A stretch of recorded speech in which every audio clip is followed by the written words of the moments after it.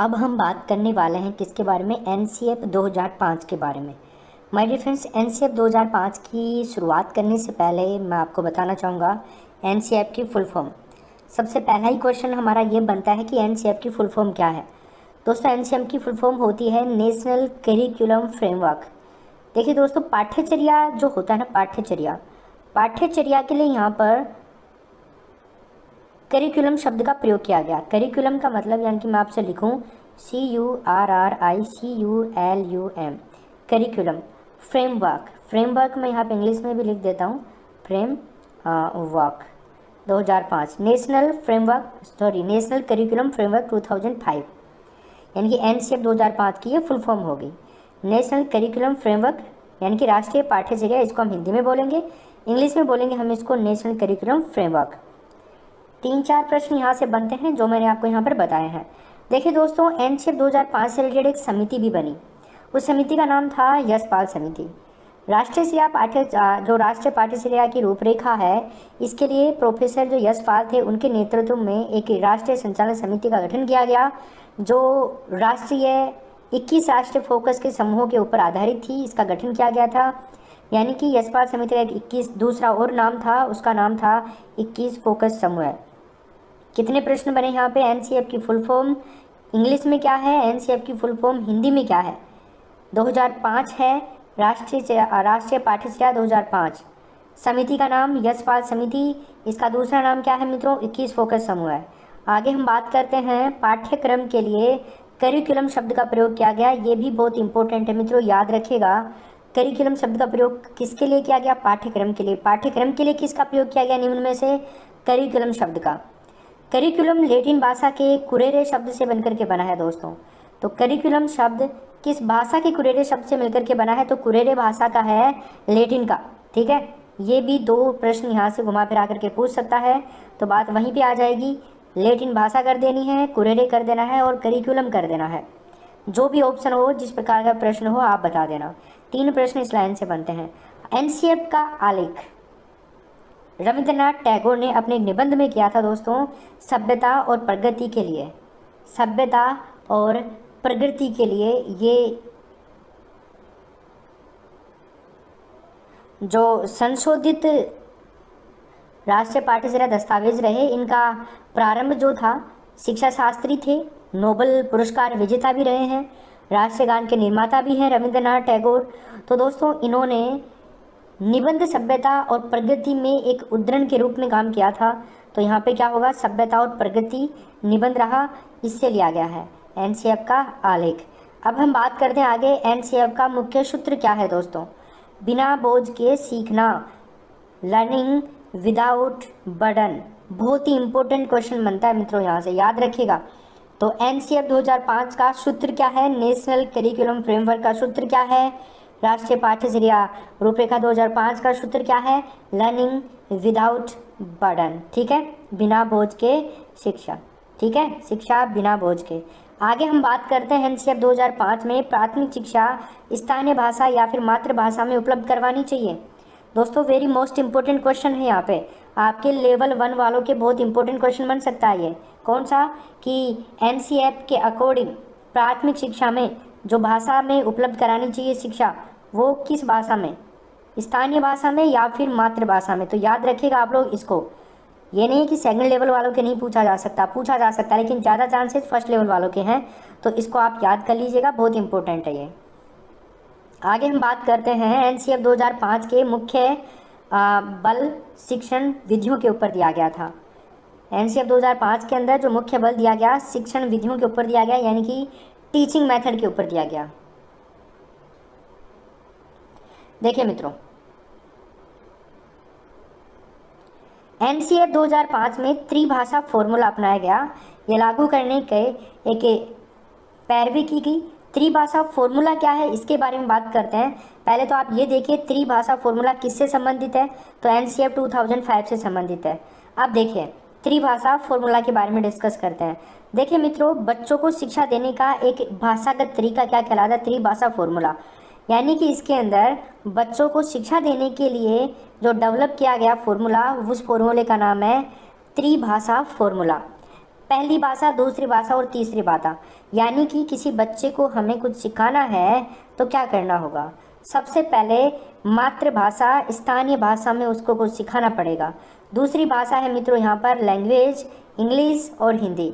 यानी कि यहाँ पे जो त्रिभाषा फॉर्मूले के अकॉर्डिंग बात करें ना हम, तो पहली भाषा हिंदी, दूसरी भाषा इंग्लिश और तीसरी भाषा स्थानीय भाषा या फिर मातृभाषा। ये त्रिभाषा फॉर्मूला दिया गया, इसके बारे में समझिए आप आगे। त्रिभाषा फॉर्मूला हिंदी को राष्ट्रभाषा मानने का मुख्य आधार स्तंभ के रूप में कार्य कर रहा है। दोस्तों, हिंदी को राष्ट्रीय भाषा बनाने का मुख्य आधार के रूप में, जो स्तंभ के रूप में काम कर रहा है, वो कौन सा फॉर्मूला कर रहा है? त्रिभाषा फॉर्मूला। नंबर 1 प्रायोरिटी ये देता है हिंदी भाषा को, फिर इंग्लिश को, फिर स्थानीय या फिर मातृभाषा को। ठीक है, तो इसलिए आप याद रखिए सबसे पहले हिंदी भाषा को प्राथमिकता देनी है अकॉर्डिंग टू एनसीएफ 2005 के। आगे देखिए, एनसीएफ 2005 में मित्रों 3 प्रकार के परीक्षणों का उपयोग किया गया और उपयोग करने के साथ में सुझाव भी दिए गए। वो कौन कौन से हैं देखिए, यहाँ पे हम बात करते हैं इनके बारे में। उपलब्धि परीक्षण, निदानात्मक परीक्षण और उपचारात्मक परीक्षण। कौन कौन से? उपलब्धि, निदानात्मक और उपचारात्मक परीक्षण। ये 3 परीक्षण है किसके? एनसीएफ 2005 में 3 प्रकार के परीक्षणों का उपयोग हेतु सुझाव दिए गए हैं। 3 प्रकार के परीक्षणों का उपयोग करना चाहिए, उपलब्धि, निदानात्मक और उपचारात्मक शिक्षण। देखिए मित्रों, हम बात करते हैं सबसे पहले उपलब्धि परीक्षण के बारे में। उपलब्धि परीक्षण क्या होता है? देखिए, शिक्षण के बाद में शिक्षक द्वारा बालकों को मूल्यांकन कराना ही क्या सीखा, कितना सीखा, अधिगम कितना हो रहा है या नहीं हो रहा, इन सब चीज़ों का पता लगाना क्या कहलाता है मित्रों? उपलब्धि परीक्षण। अगर हमें इन चीज़ों का पता लग जाता है तो मान लीजिए वहाँ पर उपलब्धि परीक्षण सफल हो गया है। क्या सफल हुआ? किसके बारे में बात की? उपलब्धि परीक्षण के बारे में। शिक्षक के बाद शिक्षण करवाया किसी शिक्षक ने, आप टीचर बनोगे, आप बच्चों को शिक्षण कार्य करवाओगे, आप एक शिक्षक हैं। तो शिक्षण के बाद में शिक्षक के द्वारा बालकों का मूल्यांकन करना होगा और मूल्यांकन में करना होगा क्या सीखा, कितना सीखा, अधिगम आपका कितना हो रहा है, कितना आप सीख रहे हो या फिर आप नहीं सीख रहे हो। इस चीज़ का अगर पता लग गया, अब ये पता लगाने के लिए अलग अलग मेथड्स होते हैं, क्वेश्चन पूछे जा सकते हैं, मूल्यांकन उनका किया जा सकता है, ये सारी चीज़ें हैं। वहाँ पे आपस में बच्चों के द्वारा ही बच्चों को प्रश्न पूछे जा सकते हैं, ये सारी चीज़ें हैं। तो इस चीज़ का पता लगाना उपलब्धि परीक्षण हो गया। दूसरा जो परीक्षण होगा मित्रों वो होगा निदानात्मक परीक्षण। निदानात्मक परीक्षण को समझिए। जो बालक अधिगम नहीं कर पा रहे हैं, यानी कि जो बालक नहीं सीख पा रहे हैं, लर्न नहीं कर पा रहे हैं, उनका कारण जानना ही उपलब्धि परीक्षण है। अगर कोई बालक सीख नहीं पा रहा है ना, मानो वो कोई भी कारण हो सकता है, उसकी परिवार की स्थिति खराब है, वातावरण खराब है उसके परिवार का, या फिर उसको कोई मानसिक रोग है, तो उस चीज़ का अगर हमें पता लग जाए कि बालक क्यों नहीं सीख रहा है, तो मित्रों आप मानिए वहाँ पे निदानात्मक परीक्षण हो गया। भाई निदान के रूप में काम कर रहे हैं ना, अपन कारण जान रहे हैं कौन सी बीमारी है बच्चे को, है ना, क्या प्रॉब्लम है, तो अगर उसका सोल्यूशन मिल गया तो वो निदान हो गया, तो निदानात्मक परीक्षण होता है यहाँ पे। फिर हम बात करते हैं उपचारात्मक परीक्षण की। तो मित्रों देखिए, उपचारात्मक परीक्षण की बात करें, क्या होता है उपचारात्मक परीक्षण? जब अधिगम ना होने के कारण पता चलता है तो उस कारण का उपचार करना ही उपचारात्मक परीक्षण है। मित्रों क्या बोला इसने? जब अधिगम ना होने का कारण पता चलता है, अधिगम ना होने का कारण यानी कि सीखा नहीं जाने का कारण का पता चलता है, तो उस कारण का उपचार करना उपचारात्मक शिक्षण कहलाता है। भाई हमने पता कर लिया किसके द्वारा? निदानात्मक परीक्षण हो गया, हमने पता कर लिया कारण का। अब नेक्स्ट स्टेज क्या आएगी? एक डॉक्टर के ऊपर लेकर के कर सकते हो आप।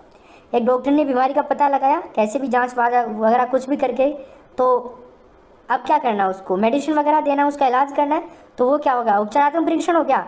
तो जब अधिगम ना हो पाने की स्थिति में इसको ही इम्प्लीमेंट कर दो विद्यालय के अंदर, टीचर के ऊपर और विद्यार्थियों के ऊपर, as a patient and as a doctor के लिए थी, और अभी आप यहाँ पे कर दो टीचर और स्टूडेंट के लिए।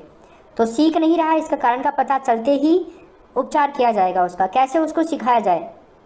तो ये बात होगी उपचारात्मक शिक्षण के बारे में। क्वेश्चन टाइप देखिए किस प्रकार से क्वेश्चन बन सकता है। इन तीनों परीक्षणों का उपयोग क्रमबद्ध तरीके से ही होता है मित्रों, क्रमबद्ध तरीके से ही उपयोग होगा। पहले किसका लास्ट वाले का नहीं हो जाएगा, बीच वाले का पहले नहीं हो जाएगा, या फिर पहले वाले का लास्ट में नहीं हो जाएगा। सबसे पहले उपलब्धि परीक्षण होगा, उसके बाद में मित्रों क्या होने वाला है, उसके बाद में होने वाला निदानात्मक परीक्षण। अब उपलब्धि परीक्षण को आपने समझा कि क्या सीखा क्या नहीं सीखा, कितना सीखा, अधिगम हो रहा है कि नहीं हो रहा है, या फिर नहीं हो रहा है तो क्यों नहीं हो रहा। फिर यहाँ से आगे दो जो परीक्षण है ना वो आते हैं। अब क्यों नहीं हो रहा है, इसके लिए निदानात्मक परीक्षण है, क्यों नहीं सीख पा रहा है इसका पता लगाना निदानात्मक हो गया, और क्यों नहीं सीख पा रहा है इसका पता लगने के बाद में हमें उसको सोल्यूशन देना है, कैसे वो सीख सकता है, वो हो गया उपचारात्मक परीक्षण। राइट, नहीं सीख पा रहा है इसका पता लगाना निदानात्मक हो गया, और क्यों नहीं सीख पा रहा है इसका पता लगने के बाद में हमें उसको सोल्यूशन देना है, कैसे वो सीख सकता है, वो हो गया उपचारात्मक परीक्षण। राइट, देखिए दोस्तों एनसीएफ 2005 और भी बहुत सारे इसके 5 सिद्धांत दिए गए हैं। जैसे मैं 5 सिद्धांतों की अगर आपसे बात करूं तो एक होता है बालकों का चहुमुखी विकास पर आधारित पाठ्यचर्या। बालक के चहुमुखी विकास के ऊपर आधारित पाठ्यचर्या होती है एक होती है बालकों की परीक्षण प्रणाली को लचीलेपन से युक्त कराना और कक्षागत गतिविधियों से जोड़ देना उसको। मित्रों तीसरी जो होती है वो होती है बालकों के संपूर्ण ज्ञान को विद्यालय या फिर जो पाठशाला स्कूल है उसके बाहरी जीवन से जोड़ देना। और जो चौथी है मित्रों यहाँ पे बालकों की शिक्षण प्रक्रिया जो है ना रटंत पद्धति से मुक्त होनी चाहिए, ये होगी। और 5वीं है बालक में एक ऐसी अधिभावी पहचान का विकास हो जिसमें प्रजातांत्रिक व्यवस्था जो राज्य व्यवस्था है इसके अंतर्गत राष्ट्रीय समस्याएं शामिल हो जाए। अब अगर मैं आपसे बात करूं प्रश्न दोस्तों यहाँ से एक और इम्पोर्टेंट बनता है, मैं आपको बताना चाहूँगा राष्ट्रीय पाठ्यचर्या 2005 के शिक्षण अधिगम की कुछ नवीन विधियाँ हैं। और दोस्तों नवीन विधियाँ हैं 5, ये आप लिखोगे, बहुत इंपॉर्टेंट है। कौन कौन सी?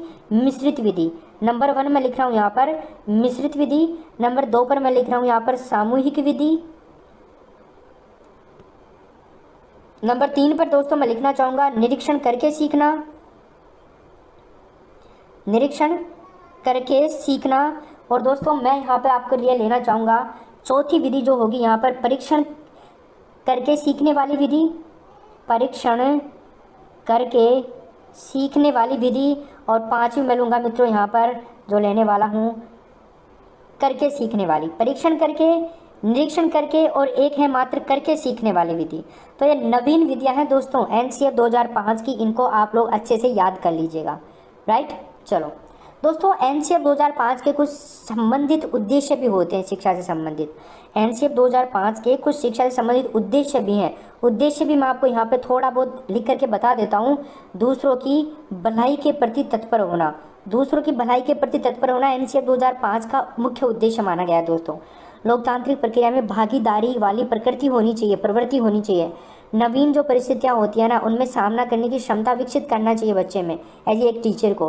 बालकों को सामाजिक बदलाव के लिए तत्पर रखना चाहिए और बालकों में विचार और क्रम की स्वतंत्रता देने का उद्देश्य होना चाहिए आपका। तो मित्रों ये होगी सारी की सारी क्या एनसीएफ 2005 के संबंधित मुख्य उद्देश्य।